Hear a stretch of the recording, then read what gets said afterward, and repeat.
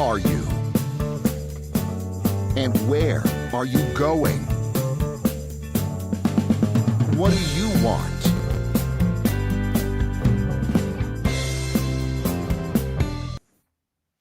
Hello and welcome to People Making Money.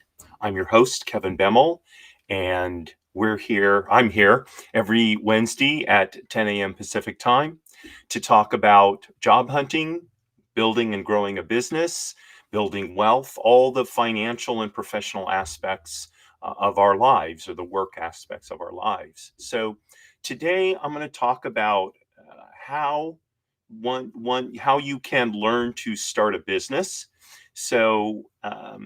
This is a topic near and dear to my heart, and I don't recall if I've told this story um, recently, or if ever at all in this show. But I was a recent college graduate. I got my degree in architecture from the University of Southern California, and I got out of college in around 1982, 1983. There was a major building recession going on, and no firms were hiring prospective architects like me who didn't have a license, let alone architects who did have a license but were fairly new to the business. And so I went to work for the lawyer that my mother was working for at the time. I was doing bookkeeping, and then I started doing some legal research for the firm. And I used to prepare responses to interrogatories and process case paperwork on workers' compensation defense claims and all kinds of stuff. And the lawyer that I was working for uh, wanted to send me to law school and have me go to law school in the evenings and continue to work for him during the day.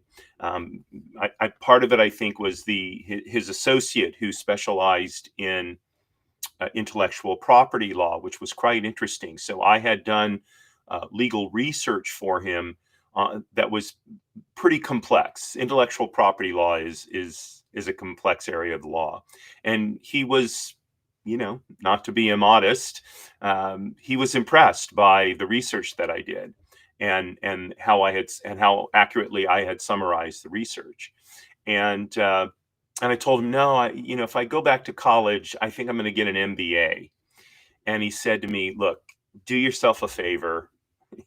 Whatever you do, don't get an MBA. It's Unless you're going to go to work on Wall Street, you don't need it. And indeed, that was one of the best pieces of advice I've ever received in my business career. It's up there with the man who pulled me aside when I came back to Los Angeles after going off active duty with the Navy, and I was attending a networking meeting at his office, and he pulled me aside after the meeting and said, "Look, can I give you a piece of advice?" By then I'd learned, yes. The answer to that always is yes, because you can always ignore the advice, but to not listen is foolish. And he said, this time around, only do business with people you like and trust. And he is so right. The business is hard enough, and the wear and tear of doing business with people that you don't trust or you don't like is tremendous. The pressure, of course, is on when you're new to business. You're starting a new professional practice, or you're starting a new company, a new plumbing firm, whatever it is. The pressure is on to do business with whoever walks in the door, at least metaphorically walks through the door. The problem with that is, if you're dealing with people that you don't like and trust, they take so much time out of your day to handle that you don't have the time to properly market your business and build one that really is sustaining and growing, and is something that you really want to engage in and be proud of. So, like I said, the temptations to ignore that advice are manifest. But you know, I would give that piece of advice to every single person I know. Do business with people you know and trust. And you know, if someone's acting in a filthy manner, just push them aside. No, thanks. Don't want to do business with you. And oftentimes their reply is going to be, but you're new in business. You can't afford to turn away business. Okay.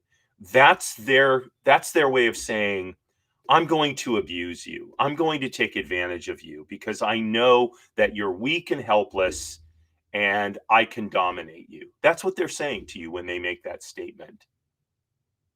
Right? Instead of asking, you know, why don't you want why don't you want this piece of business? Well, it really doesn't fit with what I'm doing. I think we have different business styles, and I don't think it's going to work out. Different business styles? I don't understand. Right? That's someone who, okay, maybe they did something, you misunderstood what they did, they misunderstood something you said or advised. Okay, there of course there are misunderstandings that happen between a company and clients or company and customers, right? Uh, but when someone starts telling you you can't afford to give up their business, okay, that's when you know you don't want their business.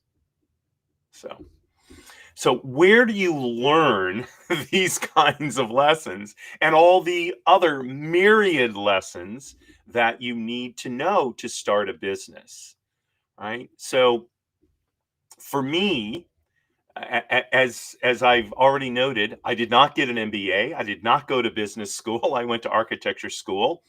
And I've observed to many people that my education in architecture, which is essentially a problem solving um, discipline, was actually a very good background to have for running a business. Because in architecture, the way it works is you get what's called a program, which is why the building needs to be built. Okay. And then you have to make that program a reality. That is in a nutshell what architects do, right? And in a nutshell, that's what a business does, right? A business identifies a problem or a shortfall, and it it resolves that problem or fills that shortfall. That's fundamentally what a business does. A business that doesn't do one of those two things is it's not going to be successful. Right? To start a business where there's no demand for the product or service is not going to fly. And you can say, "Well, I'll create the demand." Well, okay, maybe. I mean, yes, that does happen, but that's a much more difficult way to go, and it's much riskier. What happens if you can't create the demand, right? So there are lots of ways to learn how to be in business, how to start a business. Okay, I'm going to go over some of them. I put a list together, and you know, not all of these are going to be the right answer for you. And that's why there needs to be, you know, numerous avenues. Okay, because some of us learn, we all learn in different ways, and some of the suggestions I have will work for you, and others you're going to go, no, no, there's no way I'm doing that, and that's fine. Right? You look at people who've started businesses and become successful, lots and lots of different ways they got there. Okay. Right. So since I've already mentioned formal education and discouraged you from getting an MBA, but let's start with formal education. So what I will say is, if you're looking to start a business that will be intimately connected with Wall Street, and when I say Wall Street, of course, I don't literally mean the street, Wall Street in New York. What I mean is a business that's going to be involved in finance and or very high level consulting, like Bain and EY and those kinds of worldwide consulting businesses. So in that case, if that's the kind of business you're looking to start, then probably you already have an MBA, right? Because you've been working for another company that typically requires their hires to have an MBA. Okay. So but if for whatever reason you don't have an MBA yet, but that's what you want to do, so then in that case, getting an MBA probably makes sense. Okay. But if you're looking to be entrepreneurial, if you're looking to be in the tech world, of course, that's all the rage, for the last couple of decades. But even if you're not looking to be there, if you're looking to be entrepreneurial in real estate or some kind of service, contracting, building trades, um, import export, wholesale, retailing. Okay, an MBA is not going to help you. It's just not. Okay, now what an MBA does is it puts you in an atmosphere where you can make contacts. Okay, but the contacts you need for these types of businesses, you're unlikely to meet them. You will meet contacts in finance and those kinds of areas, but for starting, I always come back to the example of a plumbing business because it's such a great business to be in, and you can do so well in the plumbing business. But you don't need anyone who's you don't need contacts in finance to start a successful plumbing business. What you need are contacts who can help you get a hold of the kinds of supplies you need in a plumbing business, whether it's fixtures or pipe or whatever it is, right? And you're not going to meet those people in an MBA program. You're just not. They're not. That's not where they are. they're in business already, making money. Okay. Now, there are some MBA programs that focus specifically on entrepreneurship. Okay. And if you're looking to do, for example, a tech startup of some kind, so one of these sort of MBAE programs, as they're sometimes called, that can be a potential way for you to learn what you need to learn and also make contacts. If you're going to do a tech startup, at some point, you are going to need finance, okay? Because that is how the life cycle of a tech business works. So you're going to start out with some kind of angel capital, which is most likely to come from yourself and family and friends, close friends. Okay, and then you'll go to some kind of maybe seed capital round. Okay, and then eventually the game is to get to your first Series A venture capital round. Okay, Series A, Series B, and then you go public and hopefully you've got a unicorn and you make $1 billion and you're fine, right? So that kind of technology business. So then having the kinds of contacts that you would make in an MBA focused on entrepreneurship, that may be valuable to you. Okay. But you need to be someone who does well in the academic environment. So if you're not someone who does well in that environment, then again, an MBA is not going to help you out because it's not an environment in which you're going to be able to present yourself most effectively. Okay, so don't waste your time and don't waste your money. These programs are expensive. Okay, and while you can borrow money, it has to be paid back. Okay, or if your parent is a veteran like me, maybe they still have their GI college loan availability, so maybe you can use that to go, and not have to pay for it. Of course, there are grants and scholarships and that sort of thing, but make sure that if you're going to go the formal education route, you're going to really be able to take advantage of it. Okay. I have a friend of mine, a Navy colleague, who went and got I think it's called an MBAV program. It's like an MBA for veterans program. And, I mean, when he asked me about it, I said, I don't think it's ever going to do anything for you. And I don't think it has. He's a very successful guy. He's an entrepreneurial guy. What he learned in the military as a command master chief in the Navy, far more important than anything he would learn in an MBA program, even an MBA program specifically for veterans. And I don't think he made substantial contacts in that program from from the follow-up conversations we've had. I mean, he did it. I think for him it was a credential, and I've never asked him if he regretted it. I don't think he had to pay for it. I think he used his GI Bill, but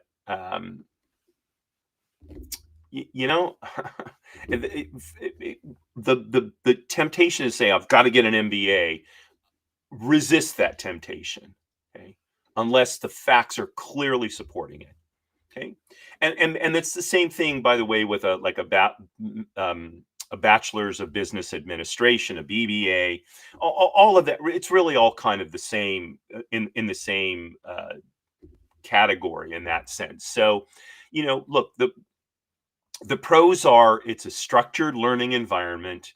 Okay, there are networking opportunities, and there is credibility that comes, with that MBA designation, or even I've got a bachelor's of business administration, something like that. Okay, but the cons are it's time consuming, it's expensive, and it's very unlikely you're going to get any hands-on startup entrepreneurship focus unless you're in a program that specifically is set up for that. Okay. So the other part of formal education is community college or continuing education programs run through community colleges. Now, this is I think a better option in formal education for most of us, because first of all, typically in community college, we don't have to be degree oriented, although you can get an AA degree, an Associate of Arts degree, in business or entrepreneurship in some community colleges. Really, you can just pick the courses that will be useful for you in starting a business. So, for example, you can take a course in bookkeeping or bookkeeping and accounting. Okay, that's a terrific skill to have, even if you are not going to be doing the bookkeeping. The ability to understand how bookkeeping works, and so to be able to look at the financial statements that your bookkeeper is putting together for you, very, very valuable. Okay, now a lot of that is kind of common sense, okay, but not all of it. Okay, it's not necessarily common sense how depreciation works, because all of that is a creature of the tax code, right? So you can learn those kind of things. When I was in architecture school, I took an accounting class in the business department at Marshall School of Business at USC. I'm very glad I did, because that one class in accounting has really helped me over the years in terms of the bookkeeping and accounting for the various companies that I've started and run. Okay, so with community college, you can take the classes that are focused on what you need to learn. You can take classes on marketing. You can take classes on real estate. Okay, and they're far less expensive than at a college than at a 4-year college or university, even more so. Okay, and they're just not as time consuming. It's more flexible, more practical. Okay, now obviously it's not as prestigious as going to the Marshall Business School at USC, but who cares? Honestly, most people couldn't care less.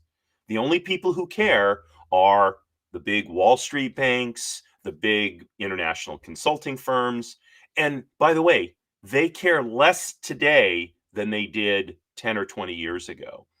EY, which used to be called Ernst Young, one of the big accounting firms, they have many positions now where you don't need to have a college degree at all, and they tout that in their recruiting, right? So more and more companies, even large companies that historically required a college degree, are not doing so anymore, because they've realized that a college degree doesn't necessarily mean that they're getting a good, hardworking, competent employee.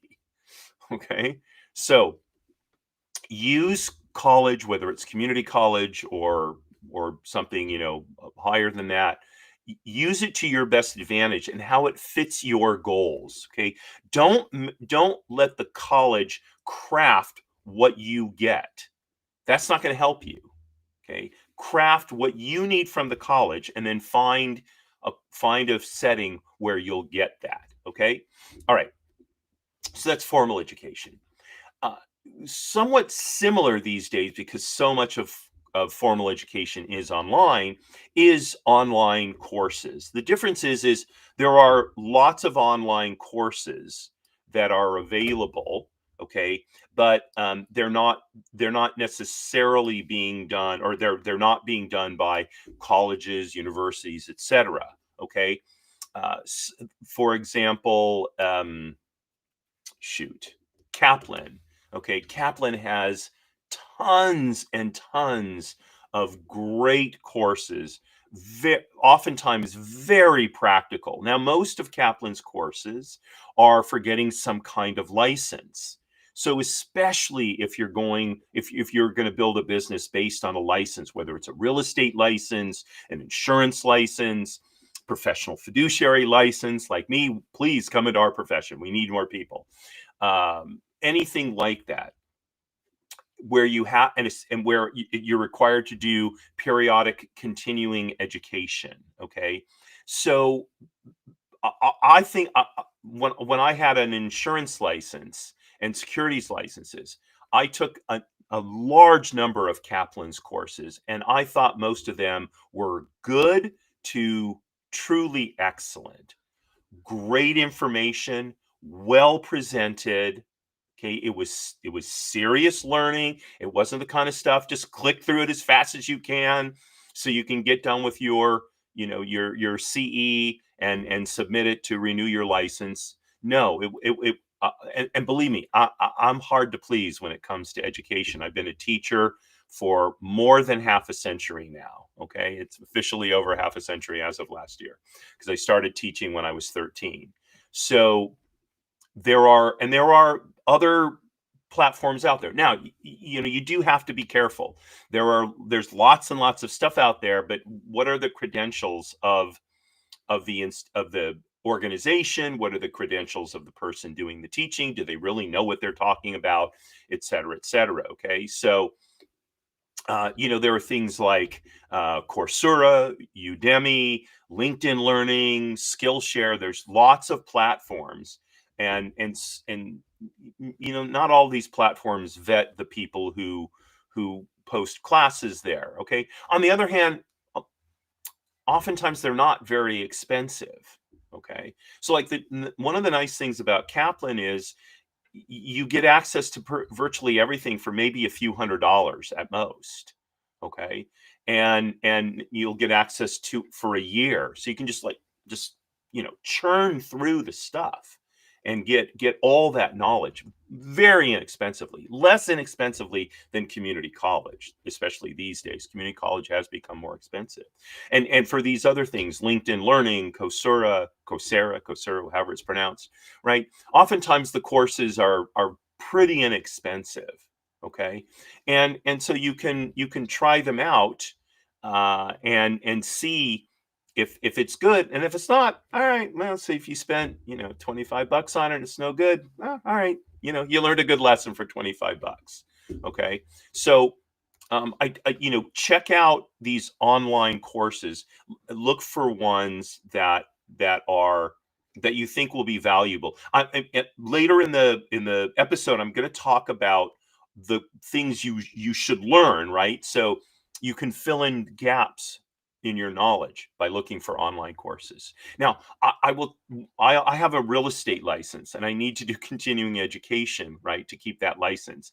This is a vast desert here in California. And for someone like me who specializes in probate and trust matters, I've looked several times for some excellent continuing education on probate and trust real estate, and I found zero.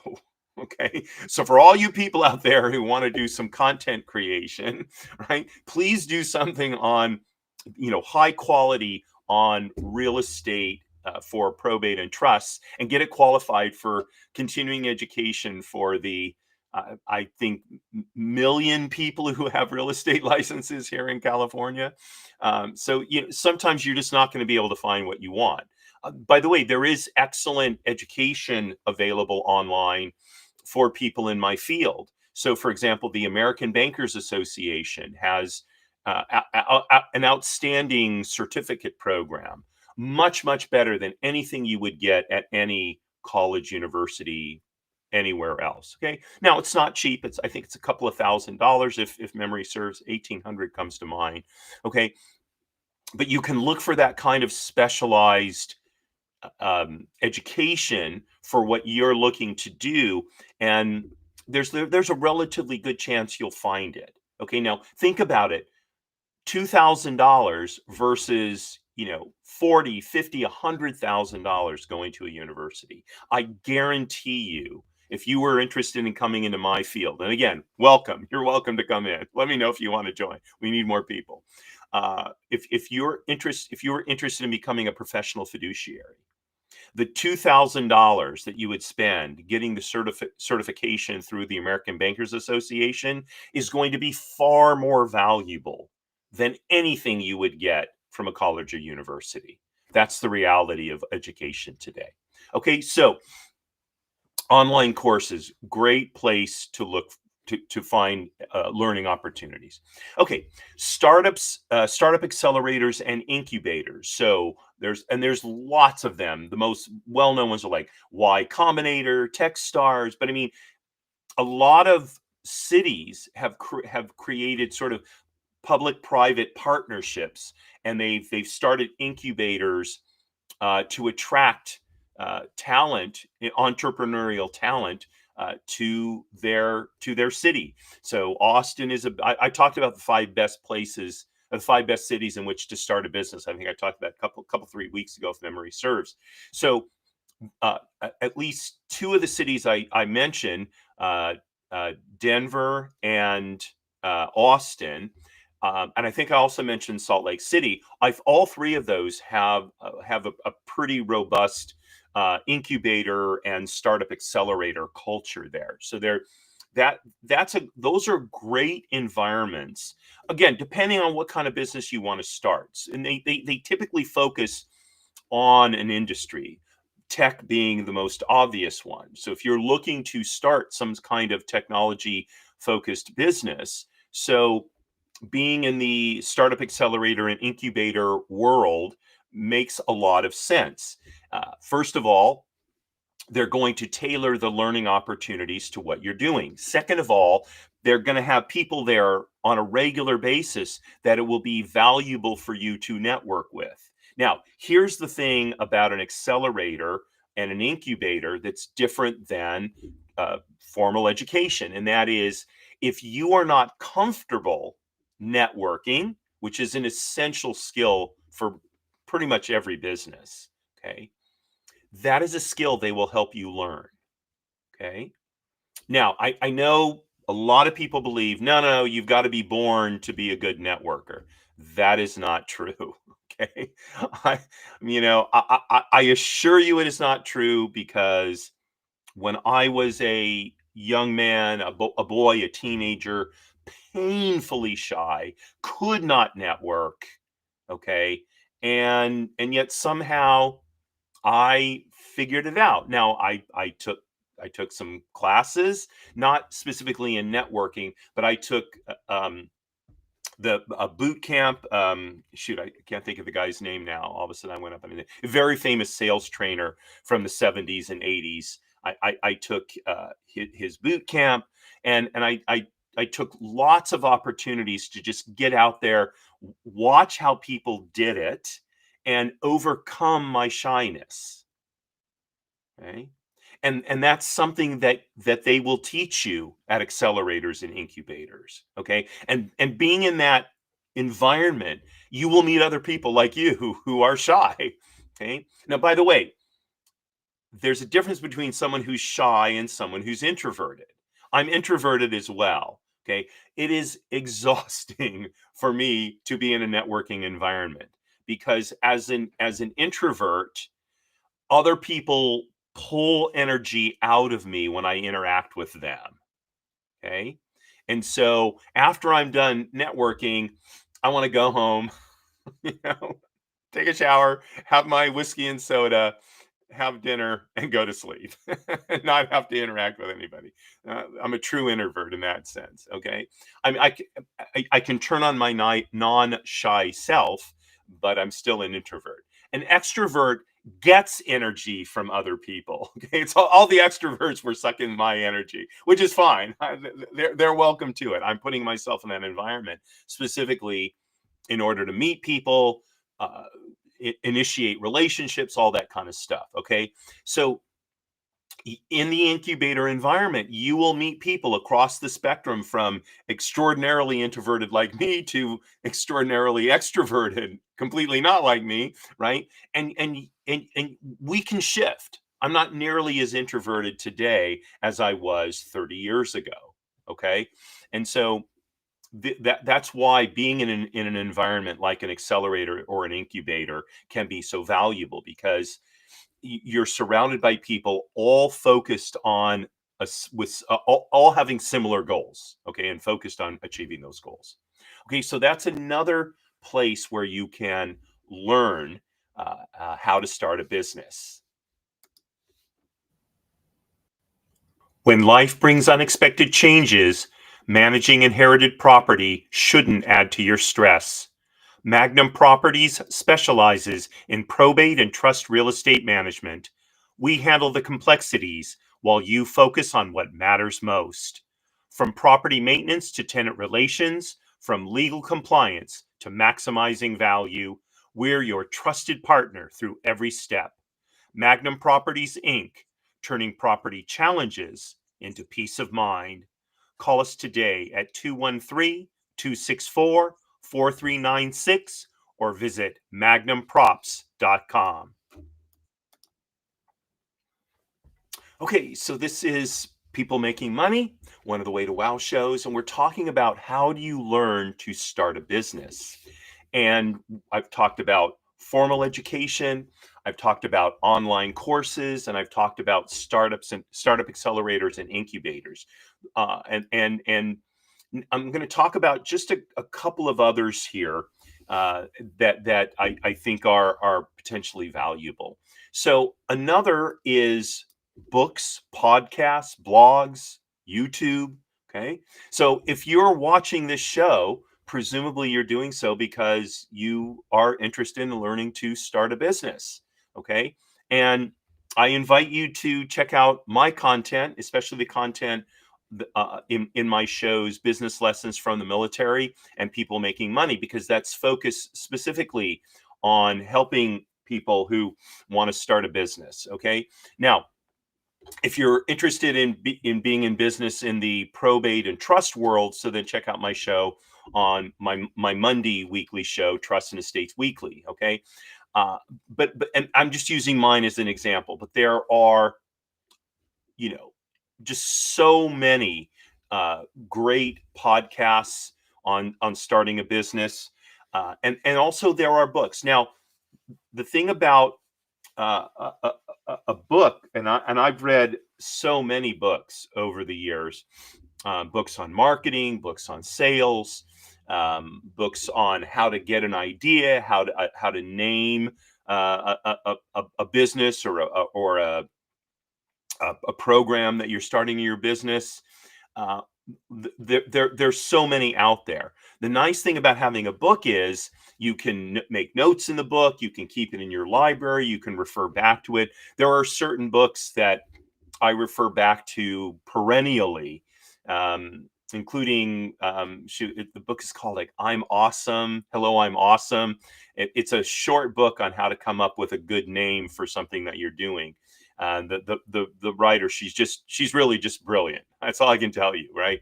And so books, podcasts, um, again, you can look for something that will specifically fill in a gap in your knowledge or will help you increase your knowledge in a particular area where you feel like you may be weak and you need to learn more. Okay, so you can be very pinpointed. Okay.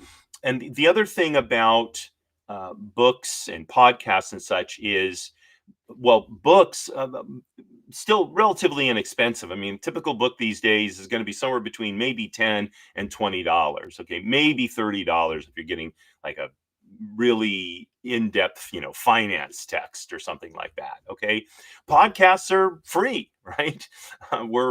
We do this for to serve our audiences, and our bills are paid by our sponsors, right? So it costs you nothing. Now, having said that, sometimes you're going to get exactly the value that you paid for, which is zero, right? That is one of the challenges of podcasts, and so you're going to have to go through many in order to find the ones that you assess to be credible and that really fill your needs, right? So I put together something that I launched last month called Probate and Trust TV, and it's a compilation of all the best, most reliable material on YouTube for estate planning and trust and estate administration. Right, so I'm doing the curating for you, so that if you're interested again in getting into the field that I'm in, you can go to Trust and Estates TV. All the best podcasts are there. Okay, you don't need to go anywhere else. Now, I don't know if there's other people doing that for their fields, where there's plumbing TV or something like that. Although I talk about it so often, maybe I should do plumbing TV as well. But I wouldn't be able to curate it because I'm not a plumber, right?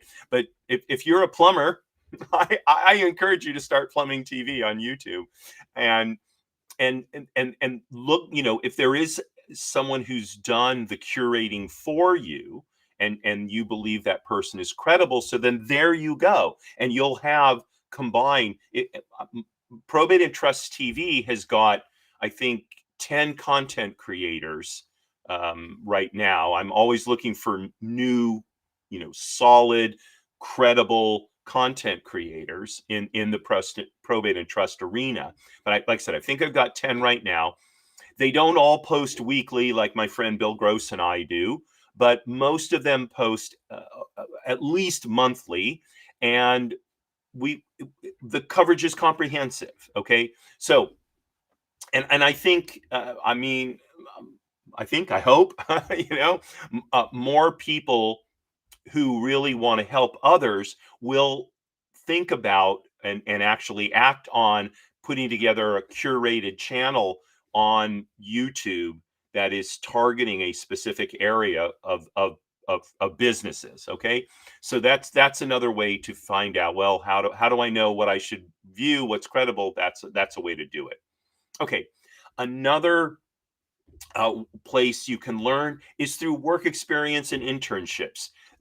There is nothing that I have named so far that will help you learn as much as quickly as working in the field in which you want to start a business.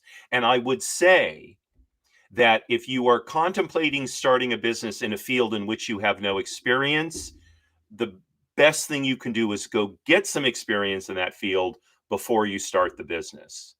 Okay, because you may have some ideas about how that business works, and they could be completely wrong. Okay, uh, this is what happened for me with the legal business. Is what I saw as the legal business was just, it wasn't something I thought that I was going to be wanting to do. Okay. Now, as things turn out, I probably should have taken that offer to get the law degree, not to become a lawyer, but because it would have been valuable to me throughout my business career. But if you have not worked in the industry or area, professional area that you're contemplating getting into, minimally look to do some kind of internship, so that you can learn firsthand what it's all about. Okay, and again, the pros to it are you're going to have direct exposure. If you're an intern, even if you're an unpaid intern, there's no cost to you per se if you can afford, to go without an income for a month or two. Okay. Uh, and I don't think there are any cons, frankly. So, you know, you can learn pretty quickly in an internship. Now, you're not necessarily going to have total exposure to everything that goes on in a business, when you do a 1 month, 2, 3 month internship, but still, you're going to see a lot. And by the way, what you see and how much you see will be at least somewhat driven by how you act within that internship. So if you actively look for opportunities to be more involved, if you give as much as you possibly can to that company in that internship, they'll give you more opportunity to see more of what's going on. Okay. That is the understanding in an internship. Okay. And then two more real quick ones. I'm not going to talk about these a whole lot, but there are workshops and boot camps. A lot of those are sponsored by incubators and accelerators, but some schools, like MBA programs, sometimes will do boot camps, and they can be good. Again, it depends on who the sponsor is, what you're looking to do, but you might want to check those out. Okay, and then there are government and nonprofit resources. For example, SCORE, the Service Corps of Retired Executives. It's a program through, I think, the SBA, the Small Business Administration. So there are the. I know I when I was in business the first time, I worked with a sort of a counselor, if you will, at SCORE. I thought he was very good. Really, was very dedicated, knew his stuff.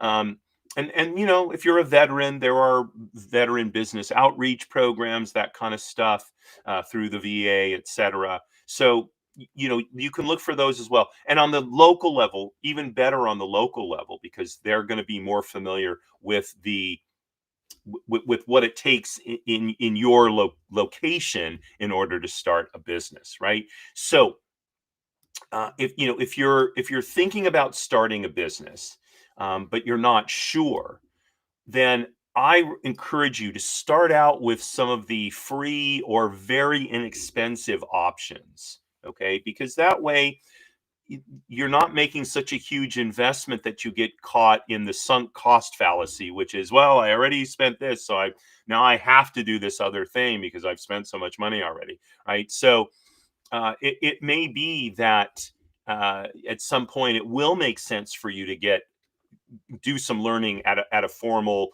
education environment. Okay, but I wouldn't start there unless you're very, very clear and certain about what your plan is, and that plan, you will benefit from high cost formal education in working that plan. Okay, so that's where and how you can learn. So now let's talk for the last 10, 15 minutes what you need to learn. Okay, and these are the core areas of knowledge. I've got 10 of them here. Okay, and I'm gonna go through them rather quickly. I could probably do an entire show on each one. Okay, so first of all, business planning. So even if you're going to self-finance a startup of just maybe a service business like a plumbing business, okay, it's a good idea to have a business plan. Even if it's just for you, it's just a few pages long. You can go online, find, search free template business plan, right? And the reason it's good to do this is to help you think about what gaps there are in your knowledge that you need to fill, and have an understanding of what am I going to need to do to start this business. So writing a business plan is a very hands-on way to learn, but it's also a good it's something you want to learn about, and the best way to learn about it is doing it. Okay, so business planning, and by the way, while typically business planning is thought of as, well, you write a business plan and then you launch a business. Business planning is really an ongoing function these days. The business environment changes so rapidly. It makes no sense to write a business plan, start up the business, and then think, okay, now I'm good. No, you're going to constantly be reviewing it every 3 months, every 6 months, every year, something like that, depending on what business you're in and how rapidly things are changing in it. Okay, so that's one area of knowledge you want to gain. The second is market research and customer understanding. Okay, and I think that's pretty obvious. So I mentioned at the beginning, your business either needs to fill it essentially needs to fill a need. Okay, so people need their plumbing fixed. People need their estates administrated. Okay, and in both of those cases here in California, there is a shortage of people to do both those things. So those are two you know absolutely viable businesses to think about if you're in California. Okay, and but market research helps you find those gaps. Okay, where something needs to be done but no one's doing it, or there's a shortage of something. Okay, and so it'll help you come up with an idea of what kind of business you want to start, and with the knowledge that it is actually something that can be viable. Okay, so market research, customer understanding, it's really getting down to figuring out whom am I going to serve, and how. Okay, so that's another area of knowledge you want to have. Okay, product and service, or product or service development, right? So this is, you know, if you're going to be selling something, what is it you're going to sell? How are you going to develop it? How are you going to know that it has the right features? And same with a service. Okay, so uh, it's going to vary depending on what industry you're in. Okay, but again, business changes pretty rapidly. So whatever you started with, it's going to adapt over time for you to keep your business viable. Okay, whether the techniques that the business uses have to change, whether products become outmoded and new ones have to be developed. Okay, so product or service development, again, it's going to be part of the ongoing uh, um, needs of a business, and so you need to know how to do it in order to keep your business viable. Okay, and by the way, all of these categories, it's not as if you learn them once and now you're done, and that's why it's important to either know how to do these things or partner yourself up with someone who knows how to do things. So I have 10 categories here. Talked about 3 of them so far. Maybe you know how to do 5, and you have a partner who does the other 5. That's a great meshing of talent, or a great meshing of abilities. Okay, so it's not that you have to know all 10, but if you don't know all 10, you're going to have to either contract out the ones you don't know or partner with someone who has that knowledge and experience. Okay. All right. Next is finance and accounting. I already talked about that earlier in the show. You need to know how to budget, how to manage cash flow. You need to know how to do the bookkeeping, your taxes. Now, again, you may not do your own tax return. You may, I don't do my own tax return. My accountant does it. Okay. And as much as I know in that area, and it's actually quite a bit, he knows far more than I do. And he chides me when I try to pretend like I know the answer to this. Right? So I have to be careful now how I send him questions, because I find that if I send him questions implying an answer, he chides me. Now we've known each other for decades, so it's meant good naturedly, and it comes from a place of love. So don't get me wrong. I love my accountant, but you know, I still need the ability to understand what he's saying to me. Okay, so I need to have that finance and accounting background. Okay, marketing and sales, perhaps the most crucial skill necessary for a business to be successful. Okay, The two areas that are most needed are to know how to do or how to produce that which the business is in the business to produce or do, and the other is how to find customers, right? So marketing and sales is crucial. Now, again, you don't necessarily have to be the expert in marketing and sales. Maybe you team up with someone and that person does the marketing and sales, and you actually perform the services or produce the products or whatever. That's a very good matching of talents. Okay. But even if you're not going to be the person regularly doing the marketing and sales, you need to have knowledge in that area so that you can communicate with your partner, and between the two of you, you can make intelligent decisions for your business. Okay. Next is legal and regulatory. Now, if you're in a state like California, where this is a heavily regulated state, pretty much no matter what you do, right? So you need to have the ability to find the relevant regulations, understand them, comply with them, okay, and deal with the legal issues. Now, that's not to say you need to be a lawyer. You clearly do not, okay? But you need to know how to maintain your entity, for example. So if you're going to be an LLC or a C Corp or even a sole proprietorship, there are things that you're going to need to do periodically to maintain that entity.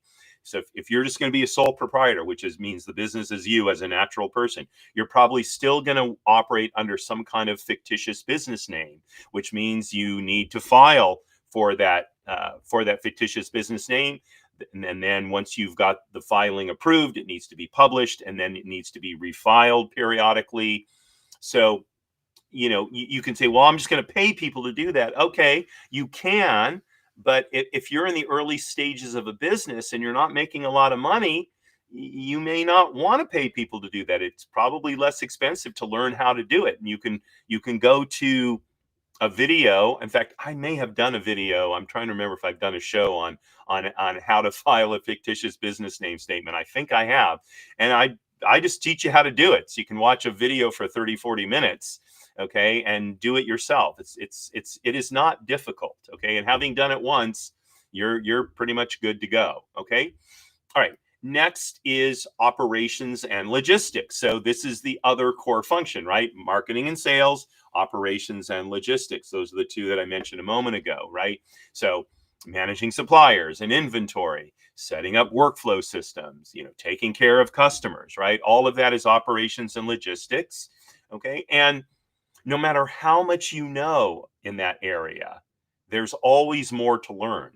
With the advent of AI, large language models, automation and such, smart business owners are already figuring out how can they streamline operations and logistics using these tools. Okay. So there's two kinds of business operators out there right now: those who are ignoring AI, and those who are figuring out how to use it to make their businesses run more efficiently. And the ones who are able to adapt it effectively, they are going to prevail. Okay. So it's not that AI is going to put people out of work. It's just going to change how people work and what it takes to be successful. Okay.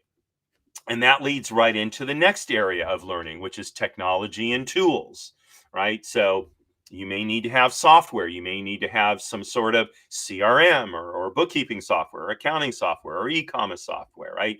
All kinds of things. Again, it depends what your business is. Is it some kind of online business? Okay. And are you just going to use a platform like, I don't know, Square or something like that?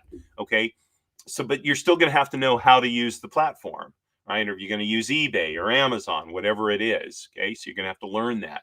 And I just mentioned AI, right? This is the big technology challenge of our current times. And so often with new technologies, the best way to learn them is to just play around with them. Okay. Now, a friend of mine gave me an opportunity. I've mentioned this, I think, a couple of weeks ago, to go to it was about a 40-minute seminar on how to use AI. It was done by don't remember the name of the company now, but it was excellent. So if you get an opportunity to do that, it was free. They were introducing themselves, to as many people as they can find. They do them periodically in the hopes of finding paying customers. So it was excellent. It was absolutely excellent, and I paid nothing for it other than spending the time. So look for opportunities to do that. Talk to people you know. How are they learning about AI? Have you heard of any free classes that you can take? Right. The nice thing about a free class is if you get into it and you're not learning anything, you can always just click right out of it and move on with your day. Okay. So technology and tools, another area that you need to know. And then the last two are first, leadership and management. Okay. Now, if you're a solo entrepreneur like me, my business is me. I'm not sure how much leadership I have to exercise. Self-discipline, maybe. It's not the same thing as leadership. But even in my business, I have to be able to lead and manage other people who are working on the same estate. So I typically describe myself as I'm the team captain. Okay. But there's always a lawyer involved. There is almost always an accountant involved. There's oftentimes real estate people involved. There may be other specialists, wealth advisors, whatever. So depending on the kind of business that you're interested in starting, you may need to have some leadership skills or some managerial skills or both. They are not the same. Okay. And this is the challenge. I'm not aware of any particularly good sources for learning these kind of things. Now, I learned leadership early. My dad enrolled me in the Cub Scouts and then the Boy Scouts after that. That's where I learned leadership. And interestingly enough, when I joined the United States Navy at the ripe old age of 46, 47 when I went to my first billet, and I was talking with my supervisor about leadership, and he found out I was an Eagle Scout. He said to me, you learned everything you needed to know about leadership when you were a Boy Scout. So just remember that and you'll be fine. And indeed that was correct. So look for opportunities to develop leadership, start coaching a sport for one of your children, or get involved in some kind of nonprofit where you're volunteering and you can make leadership mistakes and learn as you go. Fact of the matter is, that was the other place. That's where I really learned to deal with leadership in the sort of bureaucratic setting, was by being involved in the Jewish Federation. So most of the leadership experience I had was really kind of small groups and that sort of stuff. That's different than being part of a large organization. So being involved in a nonprofit can help you learn leadership skills and managerial skills as well. Okay, and the last one is mindset and resilience. And of course, again, I don't think there's any place you go to take classes in that. But some of the resources I talked about, podcasts, books, okay, those are great places to go to find ways to augment your leadership and resilience. Okay, so those are the areas of knowledge that you need to learn. And like I said, the first part of the show, I talked about how and where you can learn them. So if you are interested in starting a business, or you're thinking, maybe I want to do this, so start learning about it. Start now, right? The best time to have started learning was yesterday. The second best time is now. And so there are lots of places where you can learn for free. So check them out. So I thank you very much for joining me today, especially my live guests. Wish you real quickly, Monday next week, 10 a.m. is my show. 10 a.m. Pacific time is my show, Trust and Estates Weekly. Tuesday at 10 a.m. Pacific time, Business Lessons from the Military. 1 week from today, we'll be back for the next edition of People Making Money. And then next week on Thursday at 5 p.m. Pacific time is my show, Jiggers' Place. Join me for a cocktail. We'll sit back and talk about all the non-business and financial aspects of life. So thanks again for joining me. Wishing you a wonderful rest of the day and week. And signing off as I always do, Marie, darling, you are my belle.